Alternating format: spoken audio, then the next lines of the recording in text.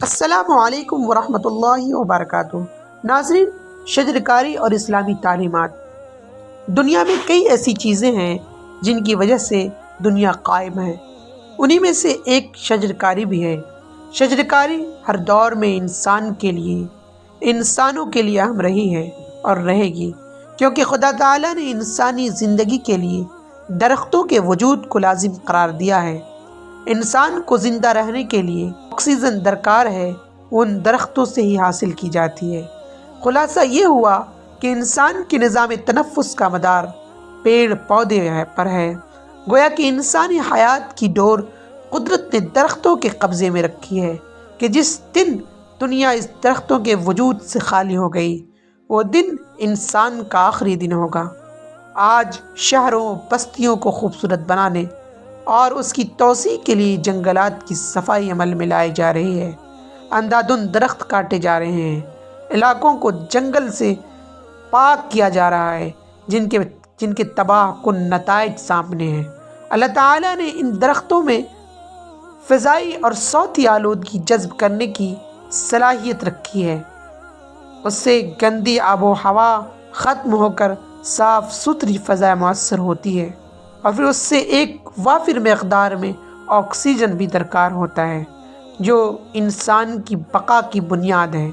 اس لیے شریعت اسلامی نے کھیتی باڑی کرنے، پیڑ پودے لگانے اور بنجر زمین کو قابل کاشت بنانے کا حکم دیا ہے، اور کوئی ایسا عمل کرنے سے روکا ہے جس سے لہلہاتی ہوئی کھیتی اور ہرے بھرے درخت کو نقصان پہنچے۔ اس طرح کے عمل کو قرآن نے فساد سے تعبیر کیا ہے۔ ناظرین گرامی، اللہ تعالیٰ اپنی لارائب کتاب قرآن مجید میں اپنے محبوب سرور کائنات فخر موجودات صلی اللہ علیہ وسلم سے مخاطب ہو کر ارشاد فرماتا ہے کہ ہم نے آپ صلی اللہ علیہ وسلم پر ایک ایسی کتاب نازل کی ہے جن میں ہر چیز کا بیان ہے، تبیان لکل شیء۔ اس آیت مبارکہ کی روشنی میں جب میں نے یہ جاننا چاہا کہ قرآن مجید میں درختوں کا ذکر کہاں کہاں اور کس انداز کے ساتھ ہے، تو تحقیقی مطالعہ سے معلوم ہوا کہ اس حکمت بھری کتاب مقدس میں اللہ تعالیٰ نے ایک بار نہیں بلکہ 59 بار اشجار کا خوبصورت تذکرہ متفرق مقامات پر مختلف انداز و کیفیات میں بیان فرمایا ہے۔ کتب احادیث کے مطالعے سے بھی یہ معلوم ہوتا ہے کہ آپ نے شجرکاری کی خوب ترغیب فرمائی ہے۔ چند ارشادات یہاں میں ذکر کرنا مناسب سمجھتا ہوں۔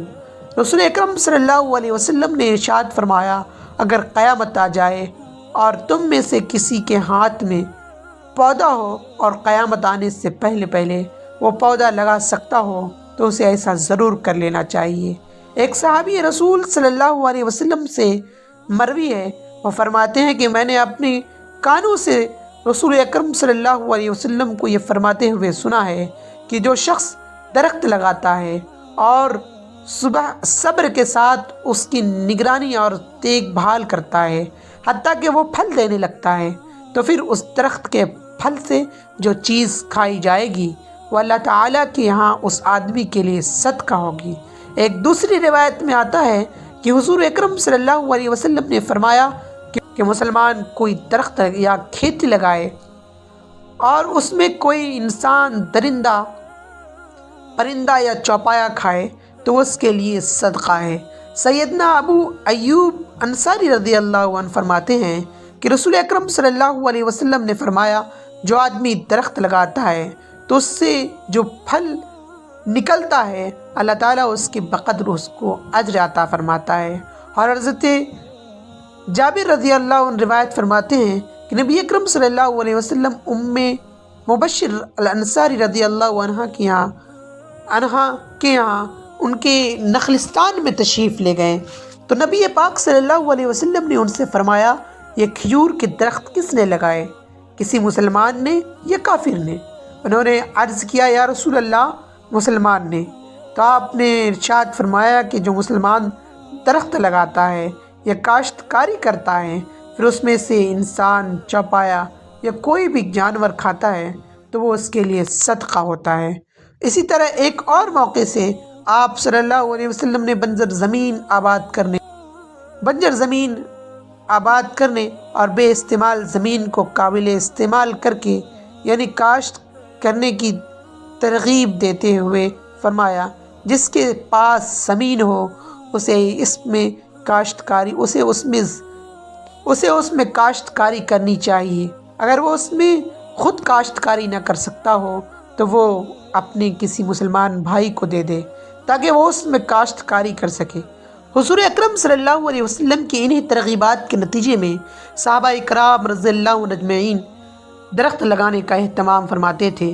چنانچہ ایک جلیل القدر صحابی ایک بار دمشق میں پودے لگا رہے تھے۔ یہ دیکھ کر ایک شخص نے پوچھا، آپ صحابی رسول ہیں اور پھر بھی پودے لگا رہے ہیں؟ یہ ان کا طنز تھا کہ آپ دنیا کی حرص میں مبتلا ہیں۔ انہوں نے جواب دیا کہ میں نے آپ صلی اللہ علیہ وسلم سے سنا ہے کہ جو مسلمان درخت لگاتا ہے یا کاشتکاری کرتا ہے پھر اس میں سے انسان چوپایا یا کوئی بھی جانور کھاتا ہے تو وہ اس کے لیے صدقہ ہوتا ہے۔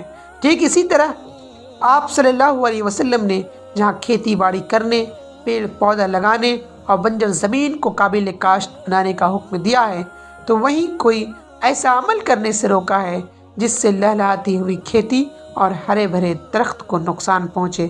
اس طرح کے عمل کو قرآن نے فساد سے تعبیر کیا ہے۔ بیجا درخت کاٹنے والوں پر سخت وعیدیں آئی ہیں۔